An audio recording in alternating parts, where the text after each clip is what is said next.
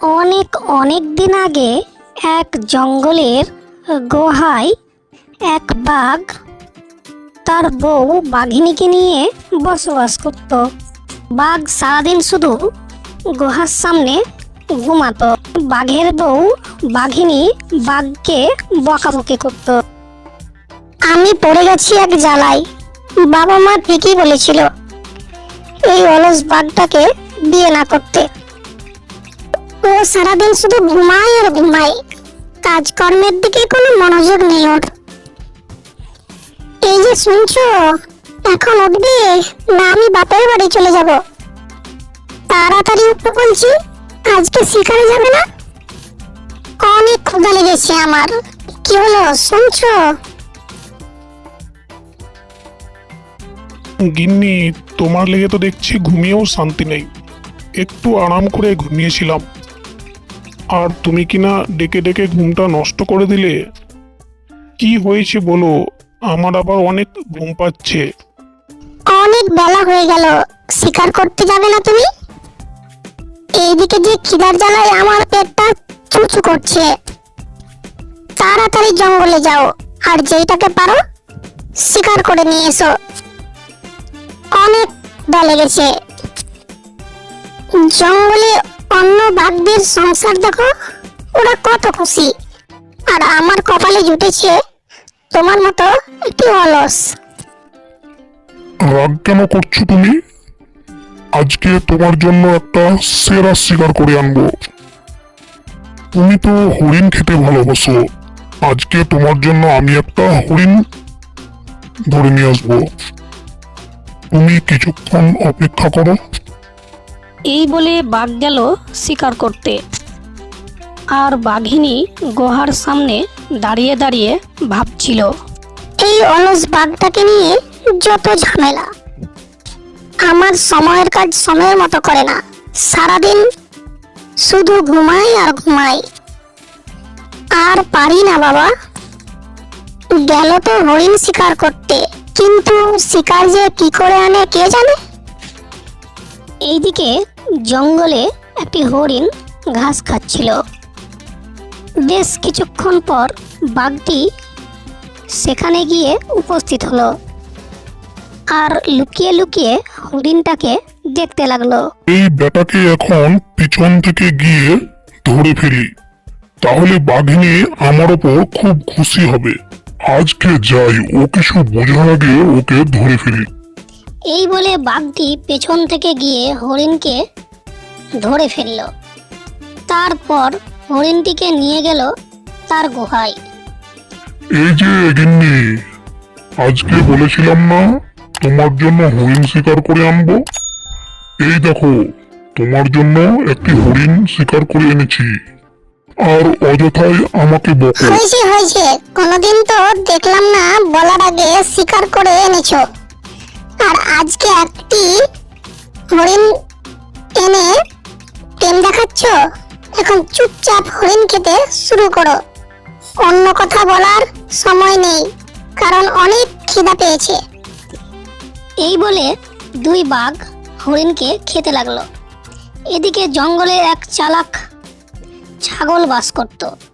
ছাগলটি অনেক দিন বাবদ এই জঙ্গলেই বাস করে, কিন্তু আজ পর্যন্ত কোনো শিকারী প্রাণী এই ছাগলটিকে শিকার করতে পারেনি, কারণ ছাগলটির অনেক বুদ্ধি।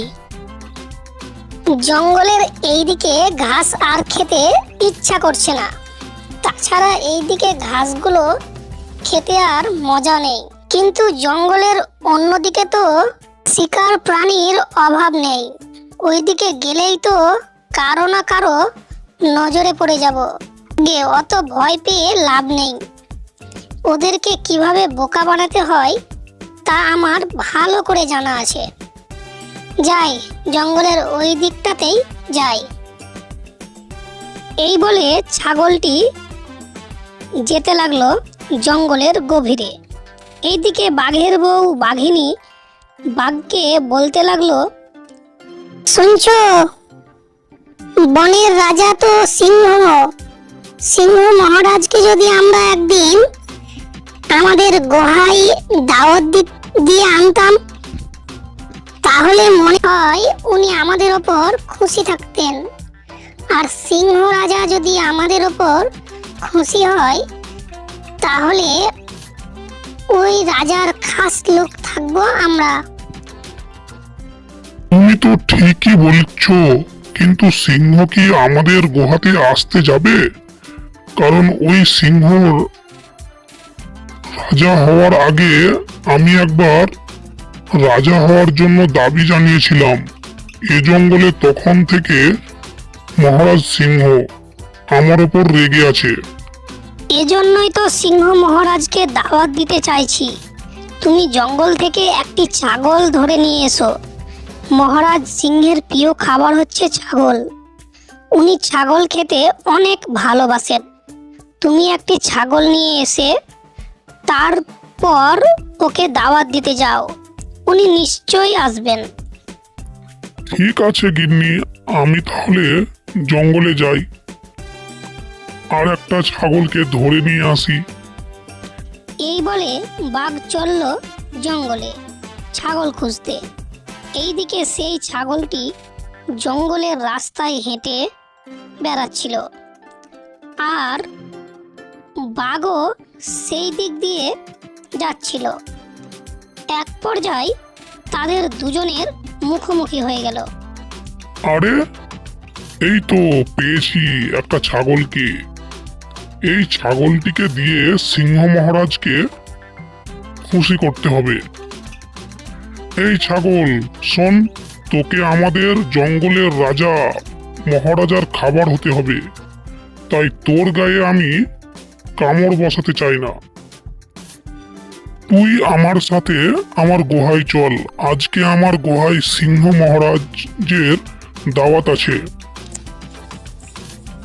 আরে বাপরে, আমি তো মনে করেছিলাম বাঘটি এখনই মনে হয় আমার উপর ঝাঁপিয়ে পড়বে, কিন্তু না। এখন যদি এই বাঘের কথাই রাজি না হয়, তাহলে তো আমাকে এখানেই মেরে ফেলবে। এখন ভালোই ওর সাথে ওর গুহায় চলে যাই, তারপর সুযোগ বুঝে পালিয়ে আসব। আচ্ছা, এই ব্যাপার বাঘ মামা, কোনো ব্যাপার না, চলো তুমি আমাকে তোমার গুহায় নিয়ে চলো। যার হলেও সিংহ মহারাজকে দাওয়াত করেছো তুমি, আর আমি কি তোমার মান সম্মান রক্ষা করব না? তা কখনো হয়? এই তো বুদ্ধিমানের মতো কথা। চলো আমার সাথে, আমি তোমাকে আমার গুহায় নিয়ে যাই। আর গুহায় নিয়ে গিয়ে খাঁচার ভিতর বন্দি করে রাখলো ছাগলটিকে। গিন্নি, এই নাও তোমার ছাগল, আর আমি চললাম সিংহ মহারাজের কাছে, ওনাকে নিয়ে আসি। তুমি এইদিকে একটু খেয়াল রেখো। ঠিক আছে, তুমি যাও, আমি এই দিকটা দেখছি। আর হ্যাঁ, তুমি কিন্তু সিংহ মহারাজকে নিয়ে আসবে। এখন জলদি যাও। বাঘ গেল সিংহকে দাওয়াত দিতে। এই সুযোগের অপেক্ষায় ছিল ছাগলটি।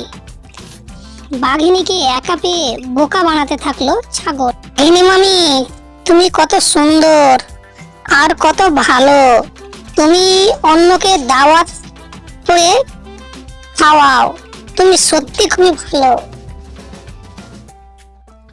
কিন্তু সিংহ মহারাজ তো আমাকে খাবে, তোমরা কি খাবে? এটা তো মোটেও ভালো কথা নয়। তবে তুমি যদি আমাকে বলো, আমি আমার অন্য একটি ছাগল বন্ধুকে নিয়ে আসতে পারি এখানে, তখন তোমরা তিনজন মিলে এই মজা করে খেতে পারবে আমাদেরকে। কিন্তু তুমি যদি ফিরে না আসো, তখন কি হবে? তখন তো সিংহ মহারাজ আমাদের ওপর রাগ করবে। তোমাকে আমি কিভাবে বিশ্বাস করব? এটা তুমি একটা কথা বললে মামি, আমি তোমাদের ভালোর জন্যই বলেছিলাম কথাটা। তাও ঠিক আছে, তুমি না বিশ্বাস করলে তাতে আমার কি ক্ষতি? সিংহ আসলে আমাকে খেয়ে চলে যাবে আর মনে মনে বলবে, কেমন বাড়িতে এলাম দাওয়াত খেতে, ওরা শুধু আমাকে খাওয়ালো, নিজেদের জন্য কিছুই রাখলো না। এতে সিংহ লজ্জা পাবে। ছাগলের কথার ফাঁদে পড়ে বাঘিনী ছাগলকে খাঁচা থেকে বাইরে বের করে দিল। তোমার কথা বিশ্বাস করে তোমাকে আমি যেতে দিচ্ছি, কিন্তু তুমি তাড়াতাড়ি চলে এসো। কিন্তু ঠিক আছে মামি, তুমি কোনো চিন্তাই করো না, আমি এই গেলাম আর এই আসলাম, তুমি এই নিয়ে কোনো চিন্তা করো না বলে ছাগল সেখান থেকে পালিয়ে গেল। এইদিকে মহারাজ সিংহ তার গুহার সামনে ঘুমাচ্ছিল। কিছুক্ষণ পর সেখানে বাঘ গিয়ে উপস্থিত হলো। এই না হলে রাজা সারাদিন শুধু ঘুম আর ঘুম, রাজার কোনো চিন্তাই নেই। যাই হোক, যে কাজে এসেছি সেটাই আগে করি। মহারাজ, ও মহারাজ, আমি বাঘ, আপনাকে দাওয়াত দিতে এসেছি। আরে বাঘ যে, তা কিসের দাওয়াত দিতে এসেছো? তুমি আমার কাছে কি উপলক্ষে দাওয়াত দিতে এসেছো? নাকি আবার বাবা হলে তুমি? না না মহারাজ, আমার গিন্নির স্বাদ হয়েছে আপনাকে দাওয়াত দিয়ে খাওয়ানোর, এজন্যই আপনার কাছে এসেছি। চলুন আমার সাথে, আপনার প্রিয় ছাগল ধরে নিয়ে এসেছি, আপনি গিয়ে খাবে। বাহ, খুব ভালো করেছো। সারাদিন ঘুমিয়ে অনেক ক্ষুধা লেগে গেছে। তা চলো তোমার গুহায় গিয়ে ছাগলটাকে খেয়ে আসি। এই বলে বাঘ আর সিংহ চলল বাঘের গুহায় দাওয়াত খেতে। বাঘ আর সিংহ গুহায় ফিরে দেখলো ছাগলের খাঁচা ফাঁকা। কি ব্যাপার গিন্নি, আমি তো ছাগলটিকে এই খাঁচায় বন্দি করে মহারাজ সিংহকে দাওয়াত দিতে গেছিলাম, কিন্তু ছাগলটি কই? ওই ছাগলটি আমাকে বলে গেছে ও কিছুক্ষণের মধ্যেই আরেকটি ছাগল বন্ধুকে নিয়ে আমাদের কাছে ফিরে আসবে, এই জন্যই তো আমি ওকে যেতে দিয়েছি। বাঘের বউয়ের এই রকম কথা শুনে সিংহ তো রেগে গেল। তাহলে তোরা আমাকে অপমান করার জন্য ডেকে নিয়ে এসেছিস? ছাগলটাকে ছেড়ে দিলে সে কখনো ফিরে আসে নাকি? তার মানে তোরা ছাগল ধরিসনি, আমাকে অপমান করার জন্য এখানে নিয়ে এসেছিস। তবে শুনে রাখ, আজ থেকে তোদের সব কাজে বাধা হয়ে দাঁড়াবো আমি, এই বলে রাখলাম। এই রকমটা বলে সিংহ সেখান থেকে চলে গেল আর বাঘ আর বাঘিনী বোকা হয়ে সেখানেই দাঁড়িয়ে থাকলো।